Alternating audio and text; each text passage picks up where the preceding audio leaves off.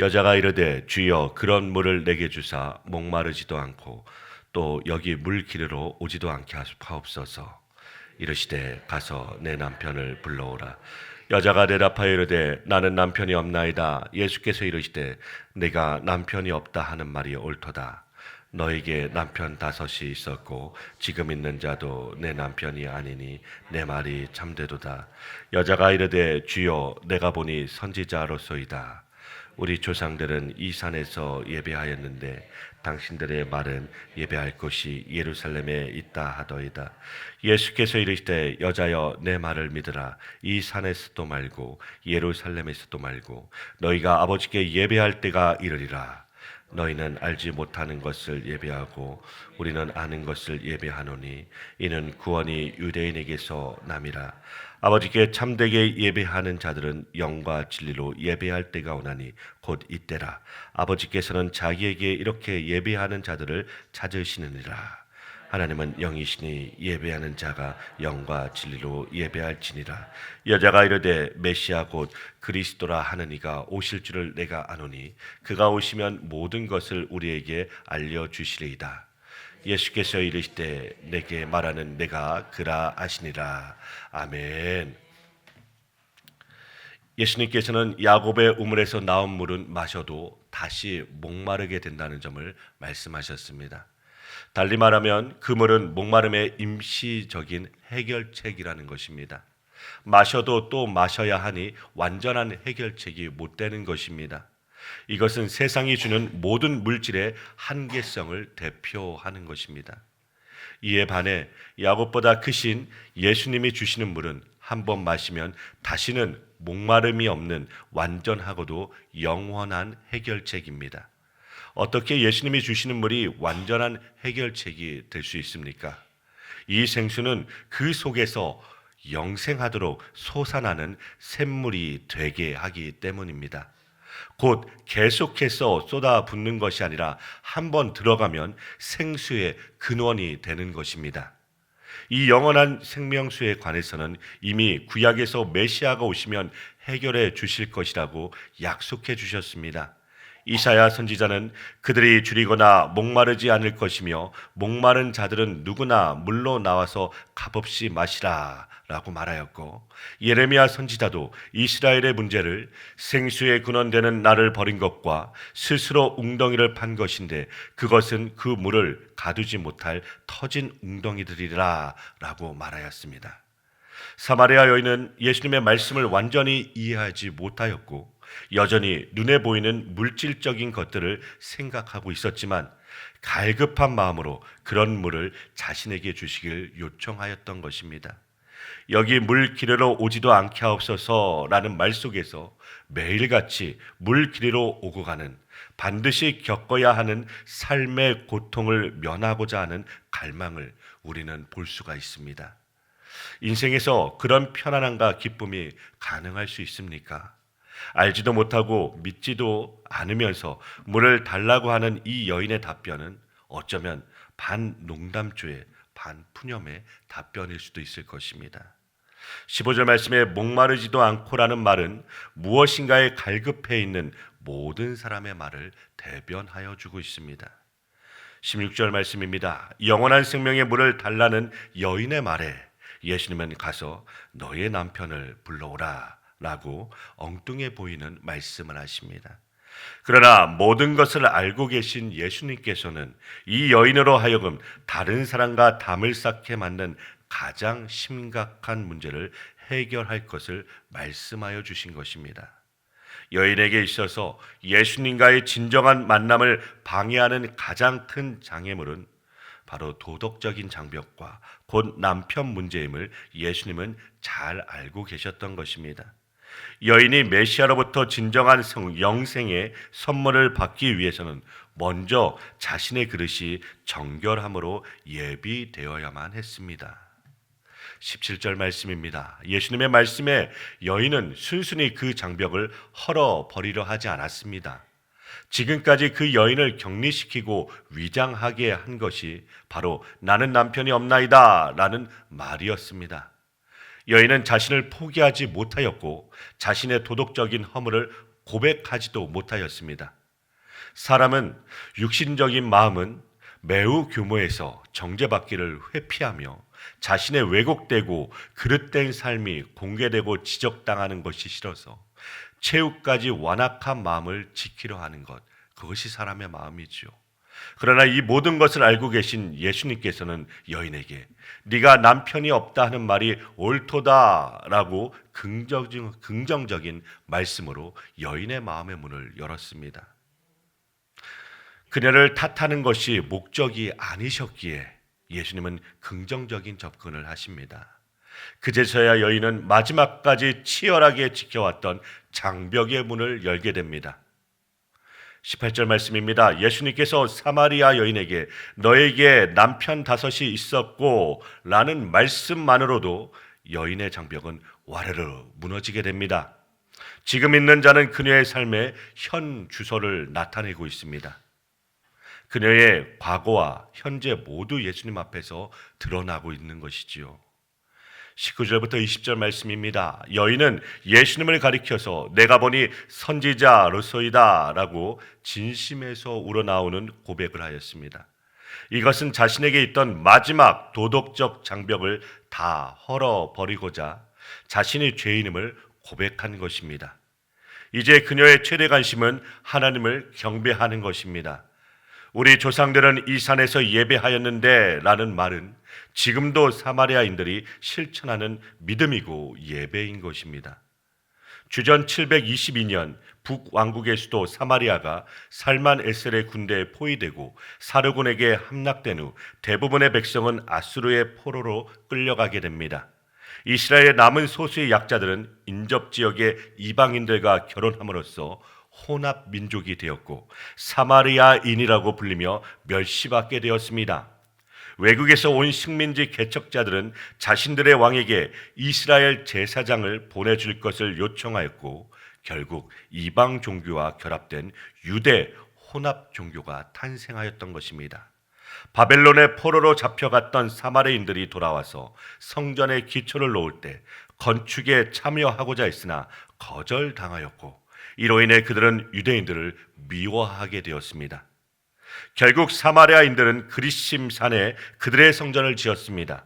이 성전은 주전 128년 마카비가의 요한 힐카누스에 의해 파괴되지만 사마리아인들 중 어떤 이들은 성전이 있던 언덕에서 계속 예배를 드렸습니다.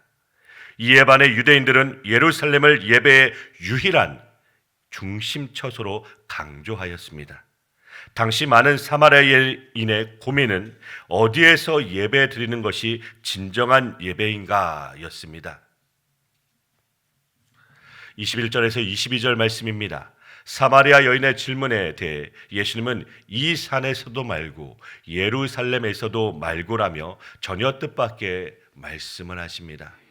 둘 중 하나가 진리라고 생각하였는데 둘 다 아니고 장소는 상관없다라는 것이지요.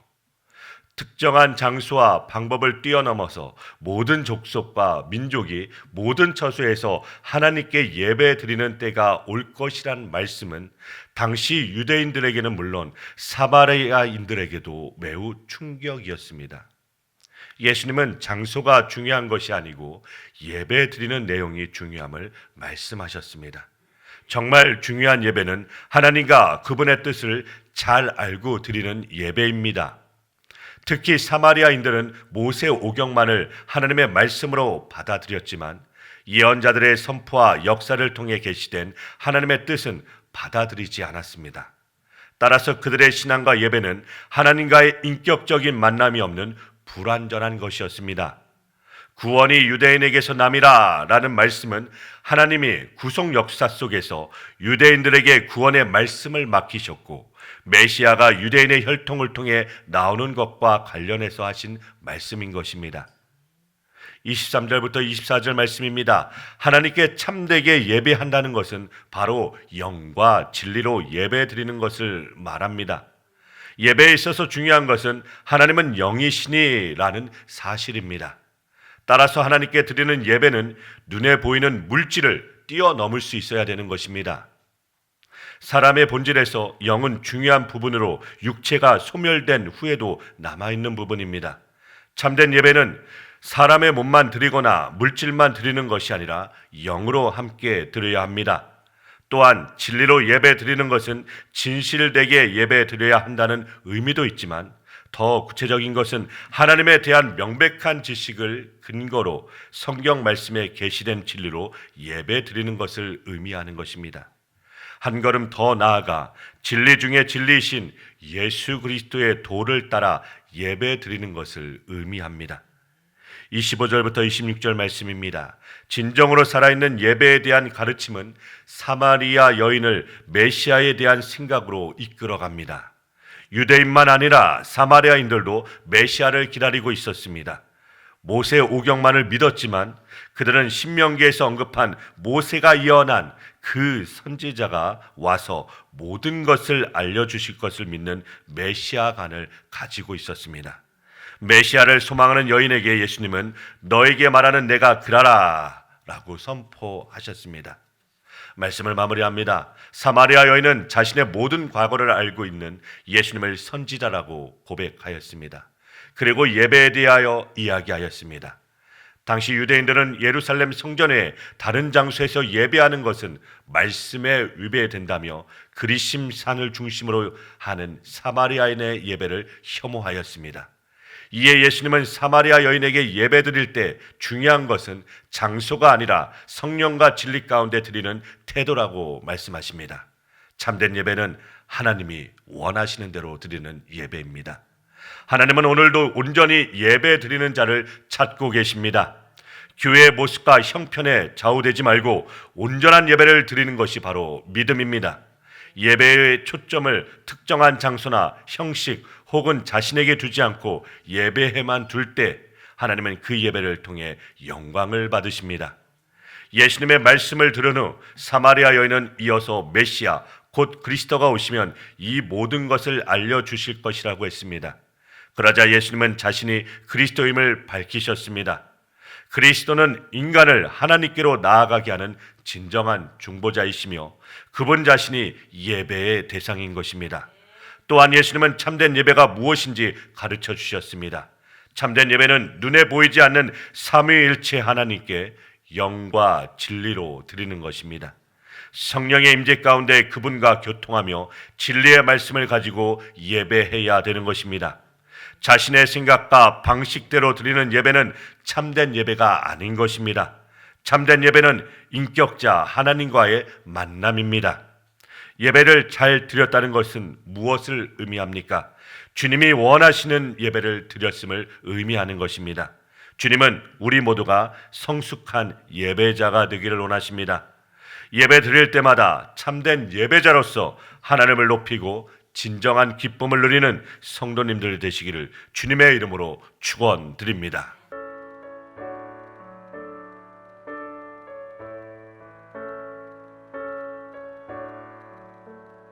내 모든 시험 무거운 짐을 주 예수 앞에 아뢰이며 근심에 쌓인 날 돌아보사 내 근심 모두